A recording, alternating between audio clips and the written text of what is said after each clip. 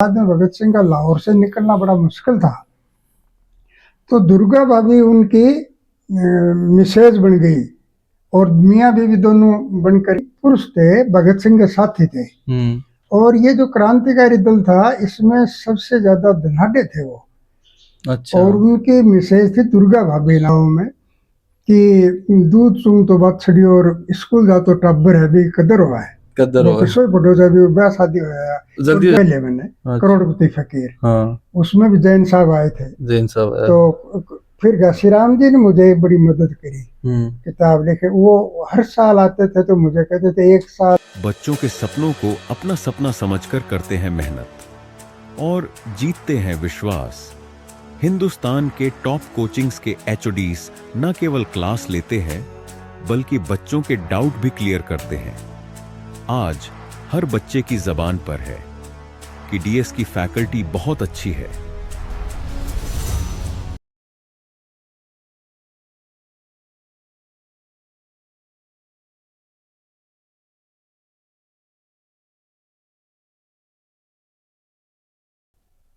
साहित्य राजनीति के पीछे चलन वाली चीज को नहीं है, बीका आगे चलन वालो एडवांस गार्ड है। और वो भी विद्रोह को नाम है जो मनुष्य के हृदय में अन्याय, अनीति और कुरुचि से हुआ है। ये शब्द ही मुंशी प्रेमचंद का। आज आप बैठे हाँ झुंझुनू का साहित्यकार राजेंद्र जी कस्वा का पास में।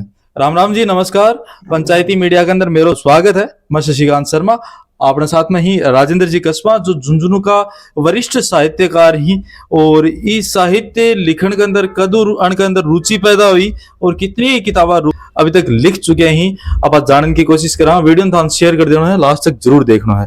राम राम सर। सर परिचय राजेंद्र जी कस्वा दे दियो। अब परिचय के पीछे एक कहानी आवा है, कुनसो गांव है और शिक्षा दीक्षा कटोई के नौकरी करी या साहित्य के अंदर के हिसाब से रुझान पैदा हो भाई, बार बार चीज बताओ सर। मेरा गांव झुंझुनू जिले पंचायत समिति अलसीसर में लुट्टू है। लुट्टू। और मेरा जन्म 1948 में हुआ और मैं प्राय 8वीं तक की जो शिक्षा है वो समीप के गांव कोयलंडा में प्राप्त करी। तो उस दौरान 5वीं छठी क्लास तक तो मैं बहुत आवारा बदमाश माना जाता था, फेल भी हो गया था 4th क्लास में।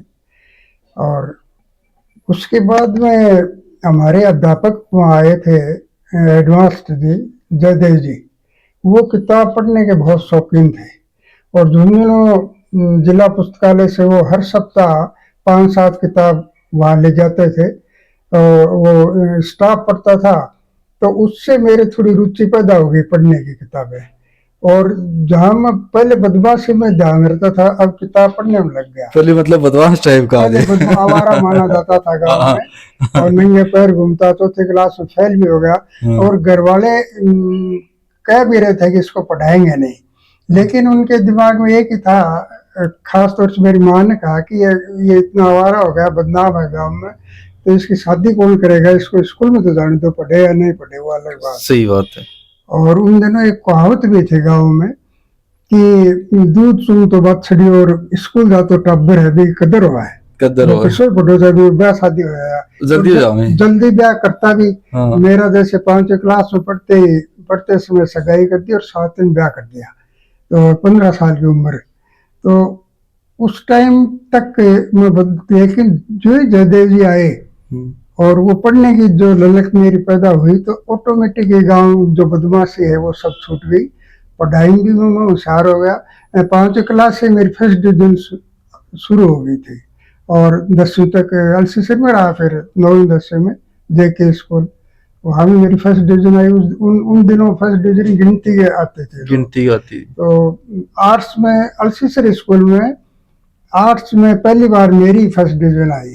सूरजमल जी शर्मा थे वहाँ के एडवांस, वो कहा भी करते थे तो कितना ही पढ़ ले आर्ट्स से किसी की नहीं आएगी फर्स्ट डिवीजन, आई नहीं अभी तक। तो तुम्हारी क्या आएगी, लेकिन वो मेरी आ गई।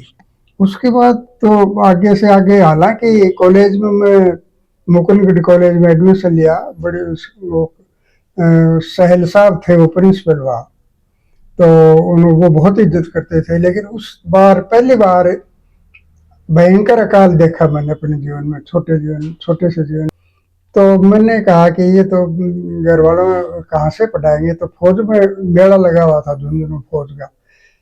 हालांकि सैल साहब ने बहुत रोका मुझे कि मत जाओ तुम, हम स्कॉलरशिप दे रहे, पैसा तुम्हारा लग ही नहीं रहा है। सही बात है। लेकिन मुझे एक परिवार का था कि भाई परिवार को भी हम कुछ मदद करें, जिम्मेदारी बना ली। जिम्मेदारी छोटी सी उम्र में आ गई, और वो हो सकता है पढ़ने से ही आई हो। हाँ। तो फिर मैं उनका कहना नहीं माना और उन्होंने वो सर्टिफिकेट बना दिया और मैं फौज में चला गया। फौज में जाने के बाद में पता लगा कि अपने तो बहुत गलत फंस गए। वहां पढ़ता था तो वो पढ़ने नहीं देते थे, और एक फिक्रा कसता है दिन की, पढ़ना था तो तू फौज में क्यों आया, ये सुनने को मिलता था। तो मैंने सोचा कि तो गलत आ गई अपने। तो 1-2 साल बाद में मैं वहां से निकलने की कोशिश करने लगा, डिस्चार्ज बोलते हैं उसको, वहां से आने के लिए। तो 2-3 बार। तो फौज के दौरान कोई लड़ाई को, कोई युद्ध को नहीं हुआ।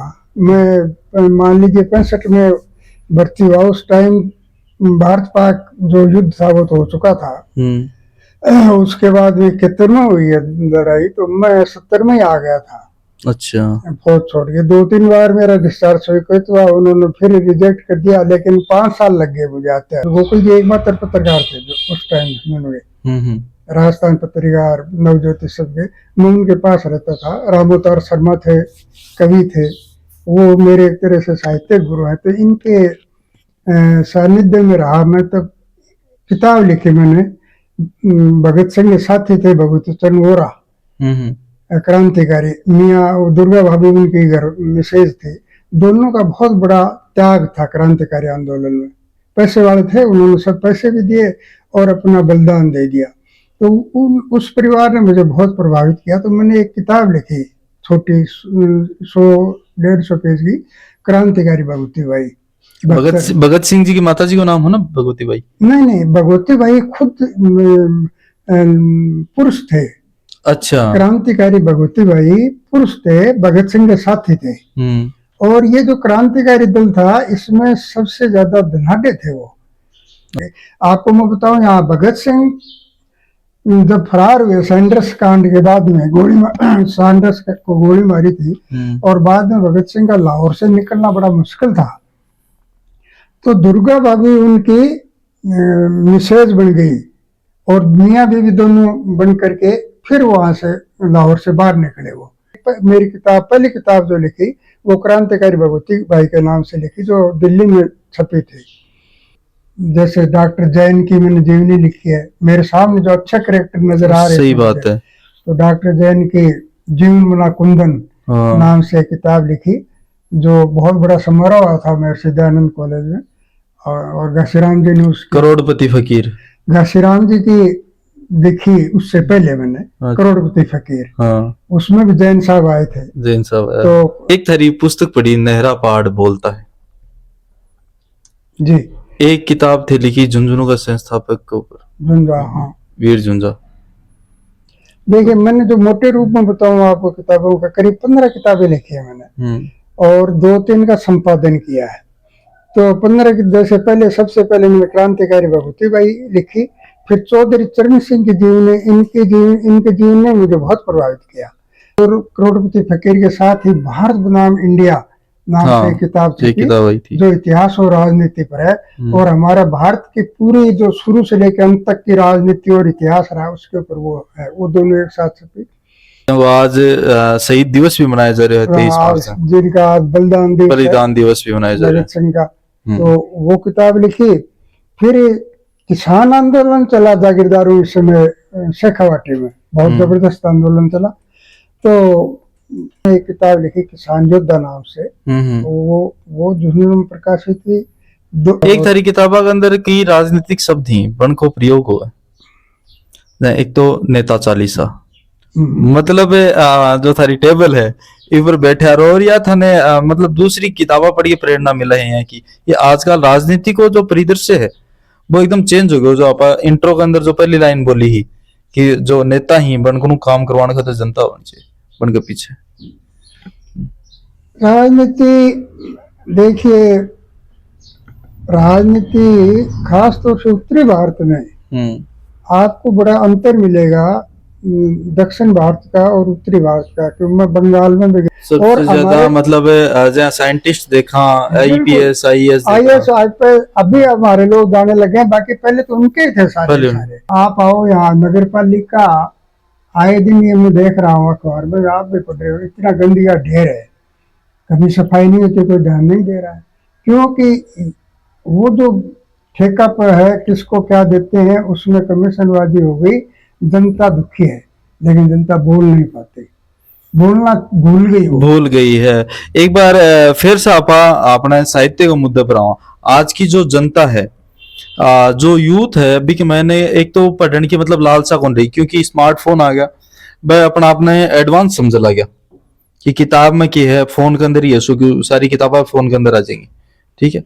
पर जो यूथ है, कई यूथ हैं कि जो रुचि रखी है मैं, और मैं चाहूँ कि मैं भी कोई साहित्य लिखा, कोई कविता लिखा, पर बनना है कौन पता हो कि आप आगे कठिन प्रकाशित करवाओ कि मतलब बहुत सारा क्वेश्चन मार्क ला गया रेमंड के दिमाग के अंदर तैयार करने के बावजूद, तो बनने के संदेश देना चाहो।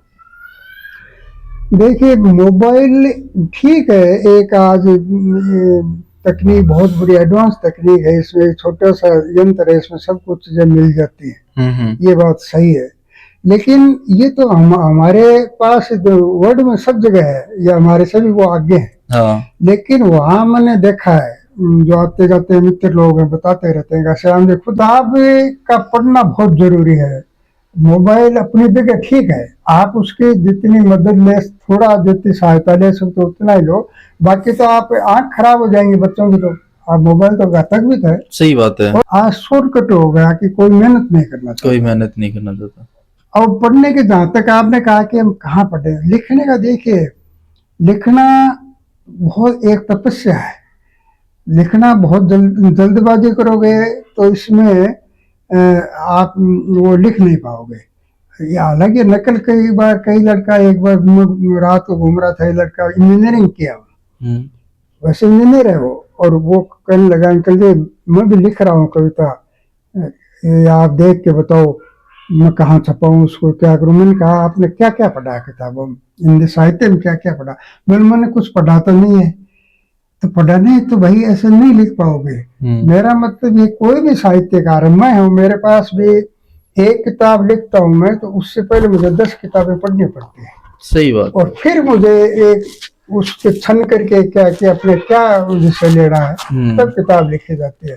तो आपको अध्ययन करना जरूरी है, लिखना बली पढ़ना जरूरी है, पढ़ना जरूरी है, पर फिर आपके अंदर से वो उठे, आपको करने की जरूरत नहीं है।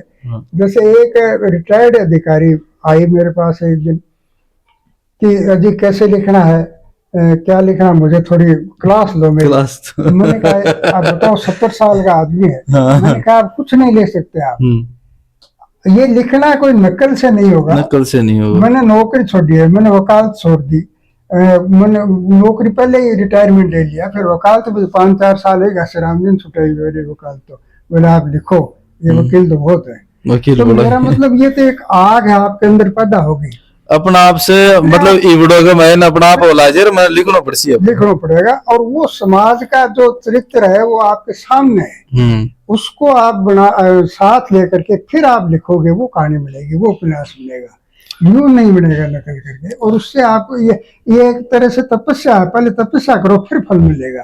चलो सर, बहुत बहुत धन्यवाद थारो पंचायती मीडिया का साथ में थाने यहाँ बता दिया कि कलम की ताकत हुआ है, बस सरकार पलट दे है, बस सजा पलट दे है और सजा दिलवा दे, कलम में बहुत बड़ी ताकत हुआ है। और लोगों का रुझान हुई जो माइंड सेट हुआ है भी चेंज कर दे है। तो किताब फोन है, जरूरत की चीज है, चलो एक महीने देखो, पर एक किताब पढ़ने की आदत है डेली बा डालो। कटे भी सफर कर रहा हो या सो रहा हो तो जी टाइम रील देखने के बजाय 1 घंटे या आधी घंटे 5 पेज पढ़ के देखो, थाने बा लत लाग जाएगी, तो थारो मतलब एक दिमाग है वो पॉजिटिव तरीके से काम कर लाग जाओ। ये की मीठी मीठी जानकारी ही पढ़ का बना रहने का थारो बहुत बहुत धन्यवाद। मिला कोई अगली नई अपडेट में, तब तक के लिए राम राम।